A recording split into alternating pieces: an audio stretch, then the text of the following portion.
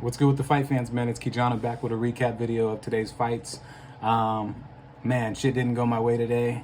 I broke even for my parlays because one fighter fucked up. And then, yeah, for DraftKings, I just did, it was some of my worst fucking DraftKings lineups I've ever done. So, yeah, I'm going to go through these and tell you what I thought about each fight. The prelim fights, the Philip Rowe versus Orion Kosh. It didn't go my way at all. Fucking Philip Rowe for sure surprised me with his striking. I watched a good amount of his fights, some of his older fights and some of his recent fights, and I just didn't think he had that good of striking. I knew he had a 9-inch reach advantage for this fight, which could play a huge factor, but I thought Kosh was going to just be able to grapple him, just out-grapple him and probably out-strike him, but mainly just use his grappling and wear on Philip Rowe. But Rowe seemed to have the better cardio. Kosh started off super fast. He got a few takedowns in the first round, but he seemed like he started gassing out. Rowe pieced him up a few times. He rocked him at least, I think, 2 times. In the second round, he clipped him with it. Clipped him with really nice shots and yeah, the dude was, the dude came to perform. The Fresh Prince came to perform. So that was a really good underdog pick, plus 135. He was a huge underdog pick for DraftKings. I think the first place lineup had him in their lineup, and I had Kosh in all 5 of my lineups for DraftKings for today. So yeah, I think he only got like 36 or 40 fantasy points. I thought he was definitely going to do better. I thought he was going to have better cardio as well, but that was not the case. Props to Philip Rowe. I did not know his striking was that. His striking didn't look good in any of the videos that I watched. It looked pretty basic, and he looked like he wanted to grapple most of the time. But yeah. Next fight, Ryan Benoit versus Zaruk Adishab. I wasn't expecting... So I didn't talk about this fight, but I did end up picking Zaruk as an underdog, as a plus 110, because I felt like his job was on the line. And when anybody's job's on the line, they usually perform better, or they usually... I'm not going to say they perform better, but they go all out most of the time, especially when they know their job's on the line. So sometimes it makes them perform a little better, and sometimes it gets them a finish. It didn't get him a finish in this fight, but it almost did. He did get a UD win. Benoit, he's just too inactive for me.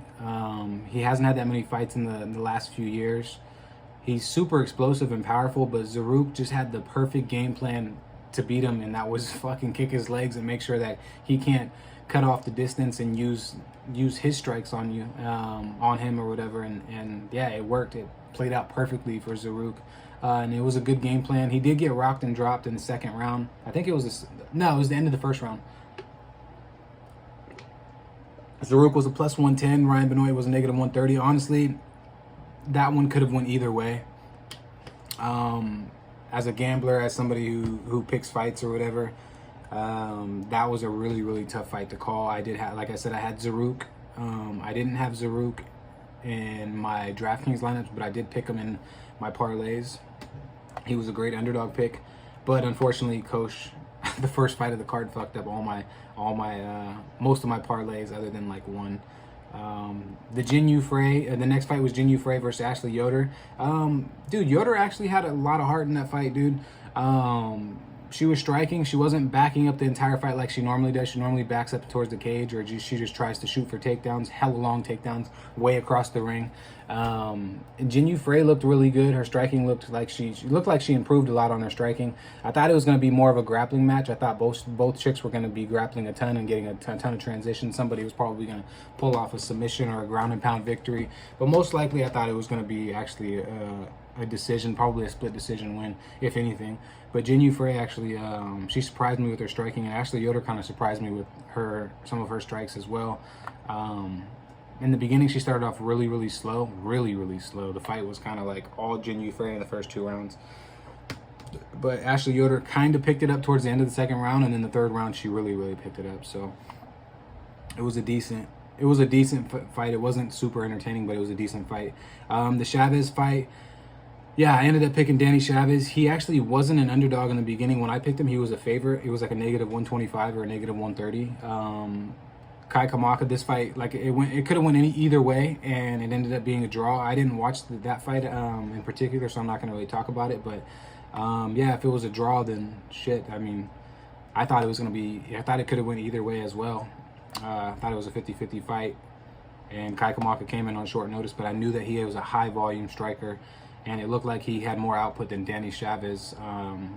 When you look at the stats on paper compared to like the fight he's had compared to Danny Chavez's fights, Kamaka just he had mainly decision wins. Danny Chavez had mainly decision wins, so I was kind of expecting it to go to decision.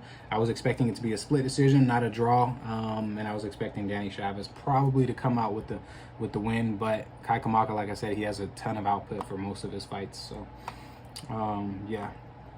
The next fight, Chris Grutzmacher versus Rafael Garcia. I was totally wrong on my picks, but I did end up, I wish I would have did a video, a little short, I don't know, like a little short clip video or whatever of some of my updated picks, because sometimes I update my picks the day of, after watching the weigh-ins, the next day when I do some of my last bit of picks or whatever, my parlays and DraftKings lineups and stuff.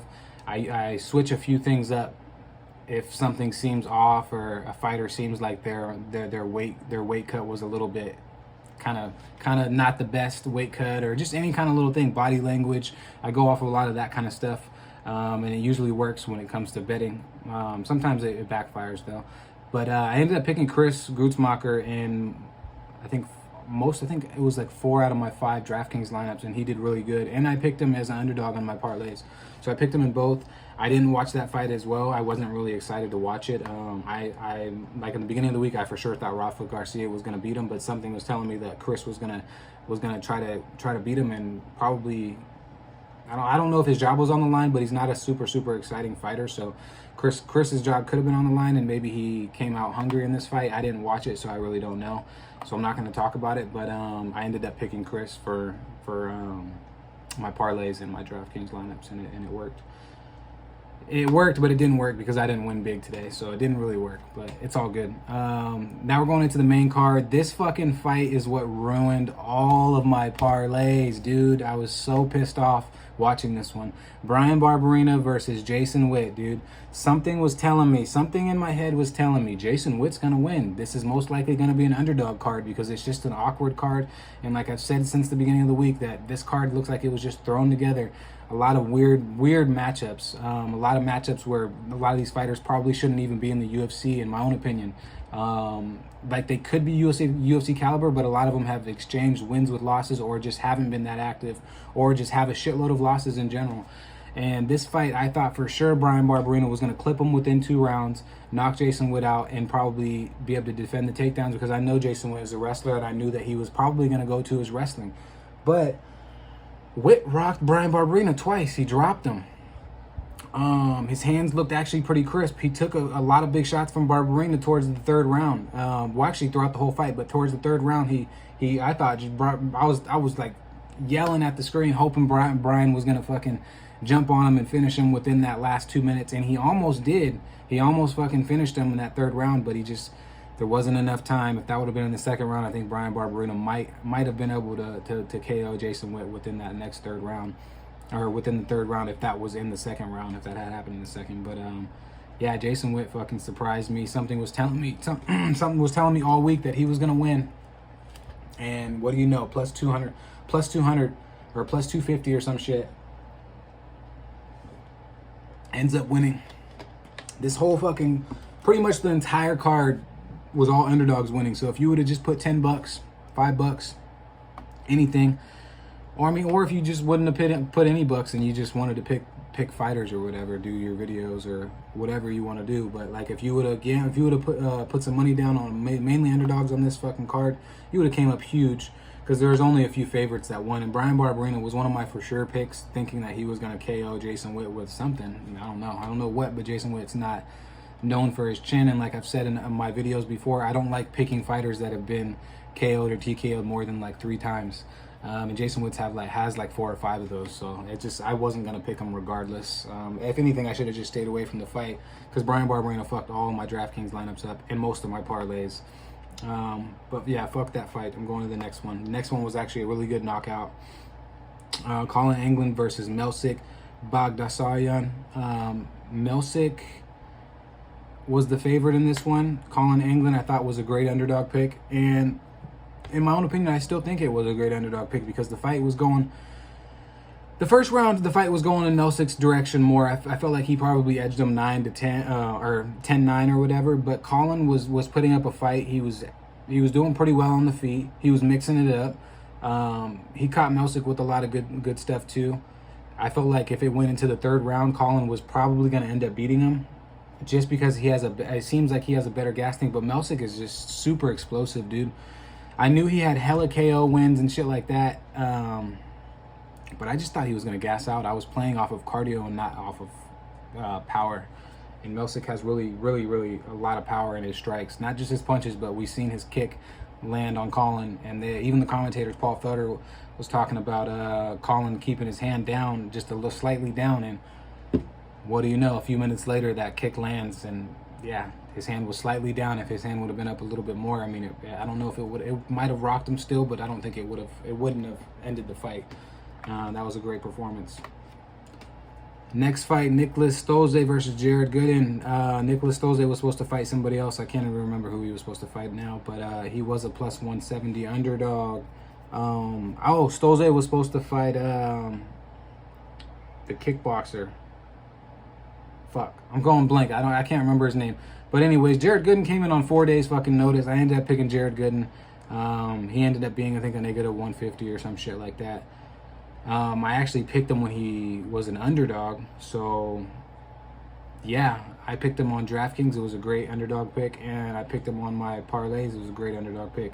So far, I mean, it was just a crazy right hand that dropped Nicholas. And he couldn't recover. It was just, you can see the body types of these guys. The Gegard Gooden is a freakish specimen. That guy is full of fast twitch muscle fibers and just super explosive and powerful, and he actually has a decent gas tank. His cardio is actually pretty good. He's been the distance a few times. He didn't win. That was his first UFC win. He didn't win his first two, but he came up a little bit short. So this time he just took the judges out of the equation and fucking got it done. And it was a good fight while it lasted. I enjoyed it. Next fight, Cheyenne Buys versus Gloria DePaula. Everybody was talking about how Gloria DePaula, she's a good underdog pick, this and that. She's a great fucking Muay Thai striker, this and that. I don't know, man. I didn't feel like she was that great of a Muay Thai striker. I also didn't feel like Cheyenne Buys was gonna fucking head kick her. I didn't think that she was gonna get a KO win, but I knew it was possible for not a KO win in the way she did. I thought it was possible for Cheyenne Buys to either get a submission victory within the second or third round, or get a TKO victory within the second or third round by ground and pound, not on the feet. That fight was so fucking fast. Cheyenne Buys was a great fucking favorite pick. Picked her in DraftKings, picked her in my lineups on my parlay lineups as well. So yeah, I mean, there's not really much else to say. She dominated her opponent. She kicked her while she was coming up. Some people are saying that it might have been too close, like too close for comfort. It was kind of an illegal kick or some shit. I didn't think it was an illegal kick. Her hand was up. They replayed it in slow-mo multiple times. I watched it. It definitely wasn't an illegal kick. It was just a great fucking kick, honestly. It was perfectly timed. I don't even think she knew that she was going to time that perfectly. She looked shocked after the fight, even saying that she thought her opponent was going to have a better game plan of striking and she was going to grapple more, and she didn't even have to do that because she KO'd her opponent. So yeah, it worked out in her favor. It worked out in my favor. Well, worked out in my favor for my picks. It didn't work out money-wise because I didn't come up anything, but at least I didn't lose much. I pretty much broke even. So yeah, good fight. That was probably knockout of the night. Mousasi fight was a good knockout. Gegard Gooden was a good knockout. I would give Gegard Gooden and Cheyenne Buys knockout KOs of the night for sure. And then performance of the night, probably, I don't know performance. Probably the main event, because I mean, Uriah Hall showed a lot. I'm going to talk about that one now. Uriah Hall showed a ton of fucking heart. He lost every round in my own opinion. He didn't really seem like he didn't really get the range that well. He didn't incorporate too many kicks like he normally does. Sean Strickland has an awkward boxing style. He uses his elbows to block a lot of shots. He's kind of shelled up a little bit. I'm not going to say a Philly shell style because it's not, but he kind of shelled up when he strikes. Very flat-footed. He just goes in straight lines.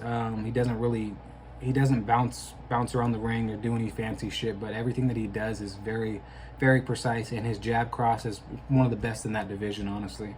And he actually has a decent chin, and he doesn't get hit too much in the face, which is is good. If you look at his ears are not totally fucked up. They're not crazy cauliflower ears. He has a little bit of cauliflower ear, but nothing insane. I knew Sean Strickland was going to win this fight. Uriah Hall, a lot of people were picking him as an underdog, as a plus 150 or a plus 160. It wasn't. I don't think it was a bad underdog pick. I just wouldn't have picked it myself personally, just for the simple fact that you don't know which Uriah Hall is showing up. You don't know if it's the one that's determined to get the win and really has had a great camp and all this and is mentally there, or it could be the one that's not mentally there, and doesn't. You notice that he's kind of off, kind of in the beginning of the fight. Usually Uriah Hall seems like he's a slow starter anyways for most of his fights, but you can't be a slow starter with Sean Strickland. It's not going to work in your favor if you're a slow starter with Sean Strickland, because Strickland comes out the gate just ready to fucking throw hammers. He takes the center of the octagon and he pushes you back constantly. He's a pressure fighter, he's a volume fighter, and he's not just a volume fighter, he actually has a lot of power. When he does throw his kicks are kind of stiff, but they work. He throws nice push kicks, and he throws some pretty decent roundhouse kicks. So yeah, Sean Strickland had a great performance, dude. You can't even knock it. I wouldn't mind seeing him fight Paulo Costa. That would be good, because both those guys are pressure fighters. They're going to meet in the center of the ring. I think Costa's probably going to go to the body on Strickland if that happens, and Strickland's going to just be headhunting most of the time. I wish Strickland would incorporate a little bit more body strikes, but if anything, Sean Strickland could just take Paulo Costa to the ground and just pretty much, yeah, do his thing on the ground, because he's really good on the ground as well. He's very well rounded. He's underrated as fuck on the ground. Most people don't realize how good he is on the ground. And Uriah Hall got a little taste of that today. Everybody knows Uriah Hall is more of a kickboxer than anything. So yeah, Sean Strickland was just the better fighter, and I think he's just more well rounded in general. He's gonna be in the top 10. So I don't know who he should fight next, but it would be exciting to watch him fight Paulo Costa. I think Costa's ranked 2 or 3. Or maybe Jack Marshman. Jack Marshman's going to try to take it down, though. He's not going to stand and bang with Sean Strickland, so I don't think that would be that exciting. I like Sean Strickland on the feet more than I like watching him on the ground, even though his ground and pound is actually really good, and he's got really good submissions as well. So I've been a Sean Strickland fan for a while, ever since he was in welterweight.